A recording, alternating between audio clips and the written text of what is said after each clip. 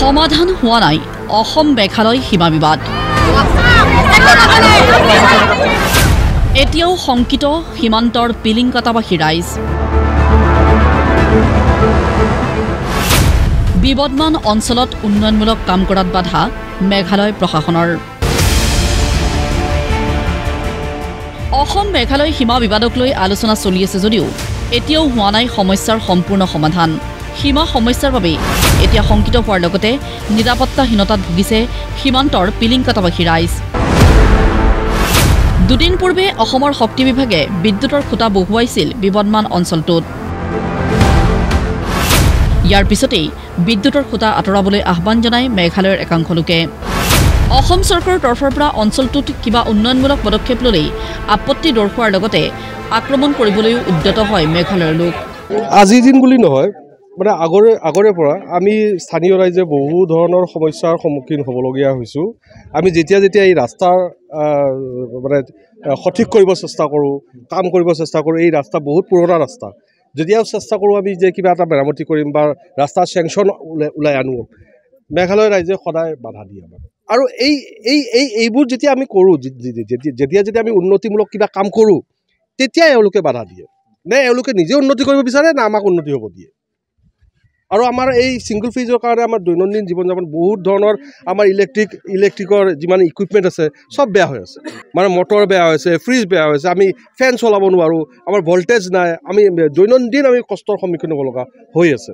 সোমবাৰে এই পৰিস্থিতিৰ অৱসানৰ বাবে অসম মেঘালয়ৰ প্ৰশাসনৰ উপস্থিতিত আহ্বান কৰা হৈছিল এখন সভা। এই সভাত সিদ্ধান্ত হয় যে সীমা সমস্যাৰ সমাধান নোহোৱা পৰ্যন্ত অসম বা মেঘালয়ে কোনো ধৰণৰ কাম কাজ কৰিব নোৱাৰিব বিবদমান অঞ্চলত। তাকে ৰাইজ আজি ওলাই আহিছে, কাৰণ এই ৰাইজে আটাইতকৈ ভুক্তভোগী। না ৰাস্তা বনাব পাৰিছে, না ইলেক্ট্ৰিচিটিৰ আগৰ ছিংগল ফেজৰ আছিল কানেকশ্যন, আজি 3 ফেজৰ কানেকশ্যন কৰিব যাওঁতে তেওঁলোকক বাধা দিয়া হৈছে। আৰু তেওঁলোকে এতিয়া যুক্তি দিছে যে যিহেতু এইটো ডিছপুট হৈ আছে, ডিক্লাৰেশ্যন সেইটোৱে হৈছে, এক্সিকিউশ্যন পাৰ্ট হোৱা নাই, সেইকাৰণে যেতিয়ালৈ এক্সিকিউশ্যন পাৰ্ট নহয় তেতিয়ালৈ এনেকৈ থাকক। যদি তেওঁলোকে সেইটো আমাক বাধা দিছে, তেতিয়া আমাৰো কথা তেওঁলোকক জনাই দিছে, তেওঁলোকৰ ফালৰ পৰা যাতে কোনো ধৰণৰ একো কাম কৰিব নোৱাৰে। ইতিমধ্যে পিলিংকাটাক মেঘালয়ৰ বুলি দাবী কৰিছে ৰাজ্যখনৰ চৰকাৰে। এই কাৰ্যটো ক্ষুণ্ণ অঞ্চলটোৰ ৰাইজ। শতাধিক পৰিয়ালে এই অঞ্চলৰ ভূমিক অসমৰ বুলি দাবী কৰি আহিছে। শীঘ্ৰেই মুখ্যমন্ত্ৰী হিমন্ত বিশ্ব শৰ্মাক সমস্যাৰ সমাধান কৰিবলৈ আহ্বান স্থানীয় লোকৰ। যি কৈছে সেইখিনিয়ে মই ক'ব বিচাৰোঁ। এতিয়া ধৰি লওক আজি আমাক গোটেইখিনি আমাৰ ৰাইজ সকলোৱে গোট খাইছে ইয়াতে, সকলোৱে সদায় ইয়াতে সময় দিব নোৱাৰে, চবৰে কৰ্মব্যস্ততা থাকে।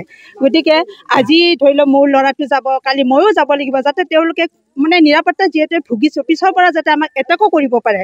এতিয়া এনেকুৱা ভয় লাগিছে, ৰাতি আমি 7টা-8টা বজাৰ পৰা কেনেকৈ ওলাওঁ, কেনেকৈ যাওঁ, ক'ৰবাৰ পৰা আহি যদি আমাক মাৰে, আমাক কোনে বচাব? আজি আমি চব লগ লাগিছোঁ কাৰণে আমাৰ ভয় নাই, কিন্তু কালিতো মই অকলে যাব লাগিব, অকলে অহা যোৱা কৰিব লাগিব, তেতিয়া মই কি কৰিম? গতিকে চৰকাৰক মই ইয়াৰ পৰা বিনম্ৰ অনুৰোধ কৰিছোঁ, অতি শীঘ্ৰে মুখ্যমন্ত্ৰী মহোদয়ে আমাক যাতে স্থায়ী সমাধান দিয়ে। ইপিনে আজাৰাৰ চাংমা নগৰকো মেঘালয়ে নিজৰ বুলি দাবী কৰি অহাক লৈও সৃষ্টি হৈছে প্ৰতিক্ৰিয়া। চাংমা নগৰত মেঘালয়ৰ প্ৰশাসনে আঁচনি ৰূপায়ণৰে নিজৰ ৰাজ্যত চামিলকৰণৰ চেষ্টা চলাইছে, কিন্তু নিৰ্বিকাৰ অসম চৰকাৰ। কিছু কাম ভিতৰীয়ভাৱে এইটো মেঘালয় কৰিছে, কিন্তু এইটো আসাম পৰে। আৰু ইয়াতে এটা অসমৰ মাটিত মেঘালয়ে 2টা স্কিমৰ পইচা এটা ঘৰ এটা বনাইছে। হয়, সেইটো কোনো দালাল কিছুমান আছে যে মনে মনে কৰি থৈ দিয়ে, এইবিলাক ৰাইজক নজনোৱাকে বনাই। হয়, ইয়াতে আপোনালোকৰ সমস্যা কি আছে? আমাৰ সমস্যা ইয়াতে মাটিৰ মেইনটো হ'ল মাটি সমস্যা। সীমা নিৰ্ধাৰণ কৰা, মানে সীমাটো ঠিক কৰি দিব লাগে আমাৰ। তাৰ মানে আগতে আমাৰ বাবাৰ সময়ত চাংমানগৰ আছিল, হা।